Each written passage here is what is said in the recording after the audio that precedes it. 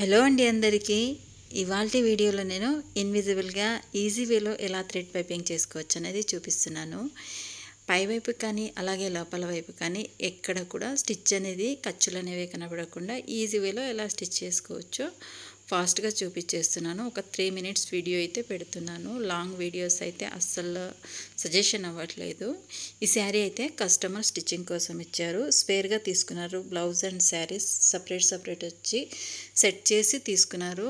రెండు అయితే కాంబినేషన్ అయితే చాలా బాగుంది. మనం విత్ బ్లౌజ్ కంటే ఇలాంటి వేర్ చేస్తేనే లుక్ వైజ్గా చాలా బాగుంటుంది. నాకు కూడా ఇదే ఇష్టము. మీలో ఎంతమందికి ఇది నచ్చుతాయో కామెంట్ చేయండి. ఇప్పుడైతే ఒరిజినల్ బ్లౌజ్ పీస్ని స్ట్రైట్గా కటింగ్ చేసుకున్నాను. అలాగే లైనింగ్ క్లాత్ కూడా ఎంత లెంత్ అయితే కావాలో అంత కట్ చేసుకొని ఇప్పుడు థ్రెడ్ పైపింగ్ కోసం మనం 1 inch వెడల్పుతో శారీ కలర్లో క్లాత్ అనేది తీసుకున్నాను. మనకి ఏ కాంబినేషన్లో కావాలో ఆ కాంబినేషన్లో చూసుకుంటూ ఇలా 1 inch వెడల్పుతో తీసుకొని మిడిల్కి కరెక్ట్గా థ్రెడ్ అనేది పెట్టేసి స్టిచ్ పక్కనే అంటే పైపింగ్ పక్కనే స్టిచ్ వచ్చేటట్టు చూసుకుంటూ స్ట్రైట్గా మనం ఎంత లెంత్ కావాలో అంతకి స్టిచ్ చేసుకోవాలి.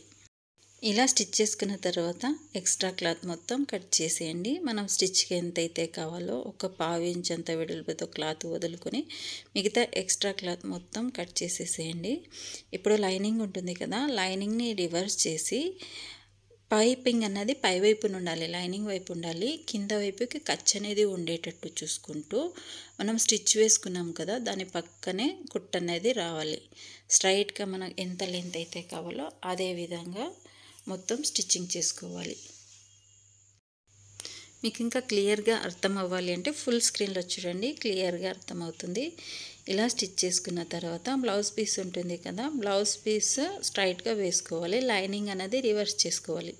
ఇలా రివర్స్ చేసుకున్న తర్వాత పైపింగ్ అనేది లోపలి వైపున ఉంటుంది కదా, ఆ పైపింగ్ పక్కనే స్టిచ్ వచ్చేటట్టు ఇందాక మనం అటాచ్ చేసుకునేటప్పుడు ఎలాగైతే స్టిచ్ చేసుకున్నామో అదేవిధంగా పైపింగ్ పక్కనే స్టిచ్ వచ్చేటట్టు చూసుకుంటూ స్ట్రైట్గా మనం స్టిచ్చింగ్ చేసుకోవాలి. ఇదే మనం నెక్ అయితే క్రాస్ పీస్ తీసుకుంటాము, స్లీవ్ కాబట్టి స్ట్రైట్ పీస్ తీసుకున్నాము. ఇలా చేసుకున్న తర్వాత ఈ విధంగా ఫోల్డింగ్ చేసుకొని పై వైపున మరలా పైపింగ్ పక్కనే స్ట్రైట్గా ఒక స్టిచ్ వేసుకున్నామంటే మనకు స్లీవ్కి థ్రెడ్ పైపింగ్ అన్నది ఈజీగా రెడీ అవుతుంది. ఇది బిగినర్స్ అయితే సింగిల్ ఫుట్తో ట్రై చేయండి, డబల్ ఫుట్తో కూడా నీట్గానే వస్తుంది.